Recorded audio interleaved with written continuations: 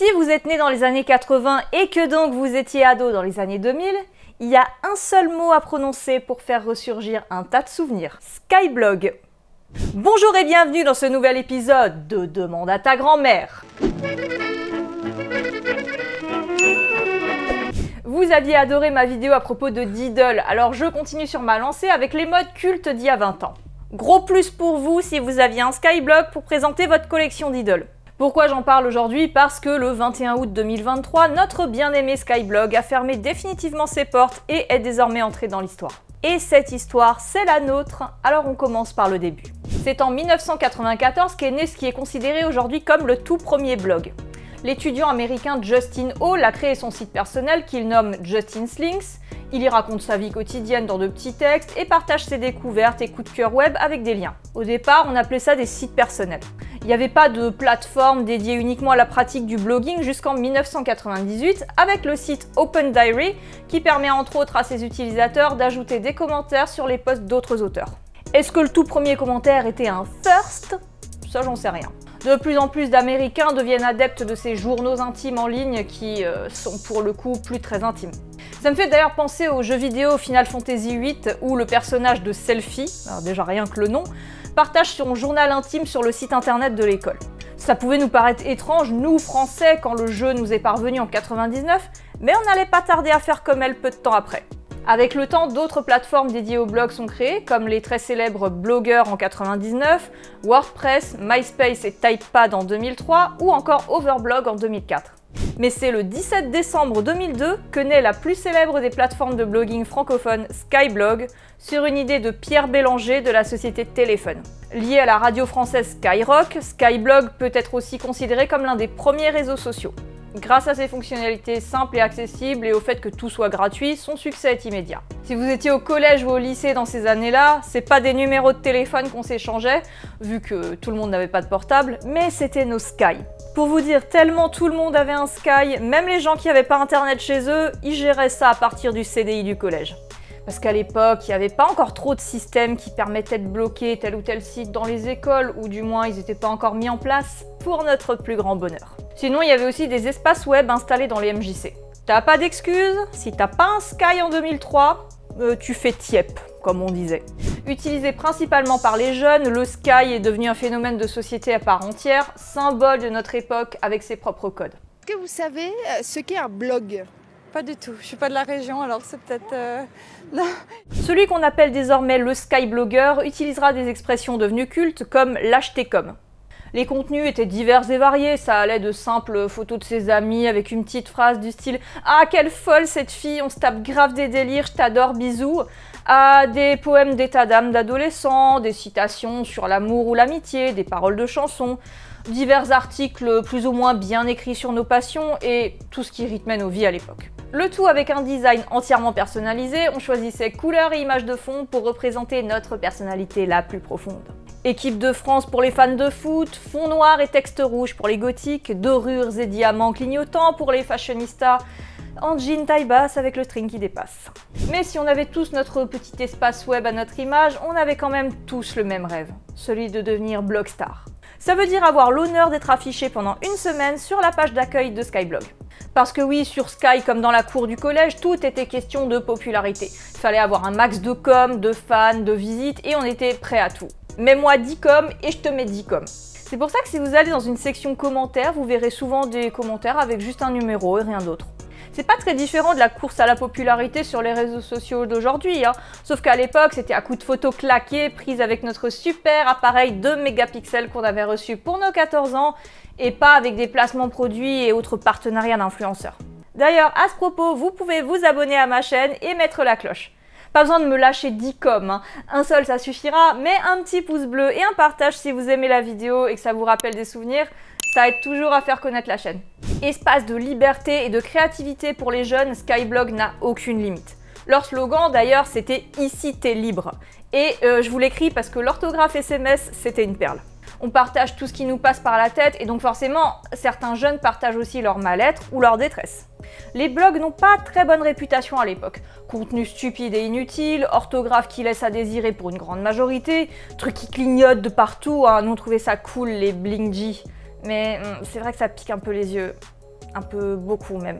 Mais parfois c'est vrai que certains contenus pouvaient être carrément inquiétants. Skyblog travaillait donc en partenariat avec le psychologue Michel Stora, et lorsque l'équipe de modération de la plateforme repère un adolescent qui exprimerait des tendances suicidaires ou autres souffrances, ils essayaient d'entrer en contact avec lui pour tenter de l'aider. Et ça, c'est plutôt une bonne initiative, je trouve.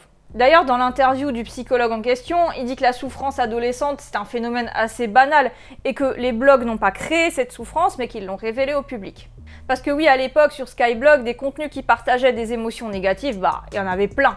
Aujourd'hui, sur les réseaux comme Facebook ou Instagram, c'est un peu différent. On a souvent l'impression que tout est beau, tout est parfait et tout le monde est heureux. C'est une injonction au bien-être, de la positivité toxique qui peut être dangereuse pour ceux qui souffrent et qui sont trop exposés à ce bonheur mis en scène.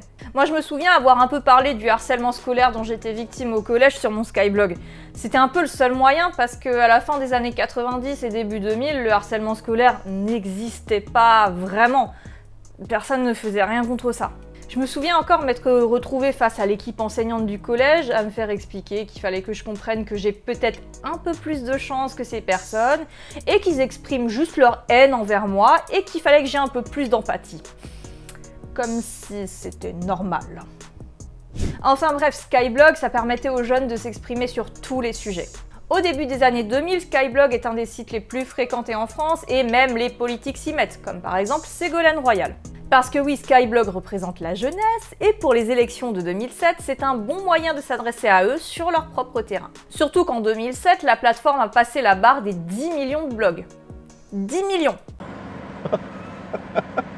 Des millions. Des millions, vous êtes charmante. Mais... À partir du milieu des années 2000, avec l'ascension des nouveaux réseaux sociaux tels que MySpace d'abord, Facebook ensuite, les Skyblogs commencent à devenir moins populaires, mais très doucement. C'était quand même encore très en vogue dans les années 2010, puis les blogs d'une manière générale ont commencé à décliner, notamment au profit de la vidéo. Coucou YouTube. Alors, c'est bon, vous vous êtes rappelé du nom de votre Skyblog ou de vos Skyblogs, parce que moi je connais des gens, ils en avaient genre 5 ou 6, hein, un pour chaque sujet qui les passionnait. Et là, vous vous rappelez de tout comme si c'était hier. Vos poèmes, vos déclarations d'amour et d'amitié, votre passion pour les chevaux, les dauphins, d'idoles, les soirées, les sorties à Disneyland entre potes du lycée, Europa Park pour les gens de l'Est, et votre groupe de musique, parce que rappelez-vous, il y avait aussi Skyblog Music. Tout d'un coup, toute votre adolescence ressurgit, la promotion 2003-2005 du lycée machin, et les photos de vous avec 20 ans de moins. Elles sont d'ailleurs quelque part sur votre ordinateur, j'en suis sûre. Moi je me rappelle mon tout premier Skyblog, j'y commençais à la fin du collège. Je faisais des photos en noir et blanc, genre Instagram. J'y reproduis d'ailleurs toujours cette esthétique aujourd'hui. Je faisais aussi des reviews de CD de musique et de jeux vidéo. Et là, je vais m'adresser à certains d'entre vous parce que je vous vois avec votre grand sourire là en mode « Ouais, moi j'ai supprimé mon Skyblog, alors il ne restera plus rien, plus personne ne pourra jamais le trouver, puisque de toute façon ça n'existe plus. » Ça, c'est ce que vous croyez. Vous l'avez supprimé, hein? C'était sans compter sur la Bibliothèque nationale de France, l'INA et Internet Archive. Ils archivent le web depuis de nombreuses années parce que oui, Internet aujourd'hui, c'est les documents historiques de demain. Votre Skyblog même supprimé, il y a des chances qu'il a été archivé. Essayez voir d'aller jeter un œil sur la Wayback Machine en tapant l'adresse de votre Skyblog. Je vous mets le lien en description.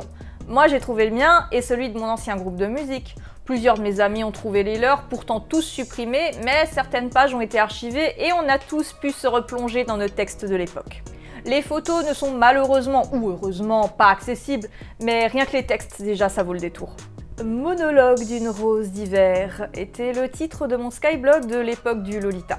Et j'ai pu y retrouver les musiques que j'écoutais exactement le 30 avril 2010, et c'était ça.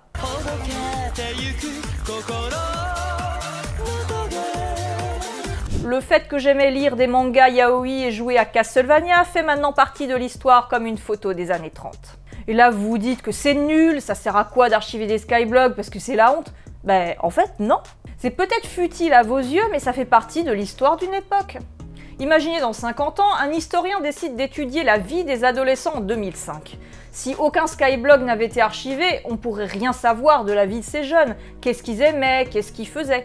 Vous trouvez ça super de voir des photos de votre grand-mère dans les années 40 en train de manger une glace ou de faire du ski, ou une bande de militaires en train de rigoler et de jouer aux cartes? Bah là, c'est pareil dans une certaine mesure. Les générations futures voudront savoir ce que nous, on faisait quand on avait 17 ans. Nos grands-parents avaient des albums photo papier, bah nous, on avait des skyblogs. Bienvenue dans ma vie, mes délires, mes passions, mes potes, et si ça te plaît pas, tu dégages. Bisous bisous. Passé de mode dans les années 2010, Skyblog reste pourtant dans les mémoires. De 2002 à sa fermeture le 21 août 2023, et selon des témoignages rapportés par Numérama, les utilisateurs de Sky ont toujours apprécié sa simplicité et le calme qui règne sur les blogs, loin des scandales des autres réseaux sociaux. Ces utilisateurs peuvent partager leur passion dans un espace à leur image qui permet une mise en page soignée, contrairement à un Facebook impersonnel. Moi j'ai toujours aimé les blogs, et quand je regarde l'archive du mien, je me dis au final, ce que je faisais c'était quand même assez propre. J'étais pas adepte des gifs à paillettes et je postais pas de trucs qui aujourd'hui me foutraient la honte. J'aime bien les vidéos aussi, mais les blogs, faut l'avouer, c'était quand même quelque chose de cool. Bien sûr, il y en avait des malaisants, hein, mais c'est le cas aussi pour les réseaux sociaux aujourd'hui. Skyblog, c'est le symbole de toute une génération, un mot qui réveille la nostalgie d'une époque où Internet était bien différent. D'ailleurs, on dit toujours Skyblog, alors que la plateforme s'est appelée Skyrock Blog dès 2006 suite à un procès de la chaîne de télé britannique Sky. Voilà, c'était une vidéo à la mémoire de Skyblog 2002-2023. Pour terminer, un petit extrait du communiqué de l'équipe Skyrock publié en juin 2023 lors de l'annonce de la fermeture prochaine. Sortez les mouchoirs. Toi et tous les autres, vous avez été des millions dès le début des années 2000 à vous lancer dans la création d'un Skyblog, à publier des textes, des photos, à commenter. Vous avez contribué à créer un des premiers réseaux sociaux au monde. Vous étiez les pionniers d'un mode de communication et d'échange collectif qui allait changer nos sociétés. Vous avez inventé l'intimité partagée. Toute une génération créative, artistique, du son, de l'écrit, de l'image a fait ses premiers pas sur Skyblog. Les Skyblogs sont devenus le 17e site mondial en 2007. La génération Skyblog, c'est vous. La révolution Skyblog, c'est vous. L'âge d'or du web, c'est l'âge d'or des blogs. Viendront ensuite les autres réseaux. Des services nouveaux, talentueux, répondant au goût du public. Disposant de moyens planétaires, ils seront les plus populaires. Nous avons vécu ensemble ces moments d'exception si forts. Une liberté d'expression magique qui n'existe plus. Ici, t'es libre. Et vous, vous aviez un Skyblog? Vous avez réussi à être blogstar? Vous postiez quoi dessus? Vas-y, lâche tes coms. À bientôt pour une prochaine vidéo.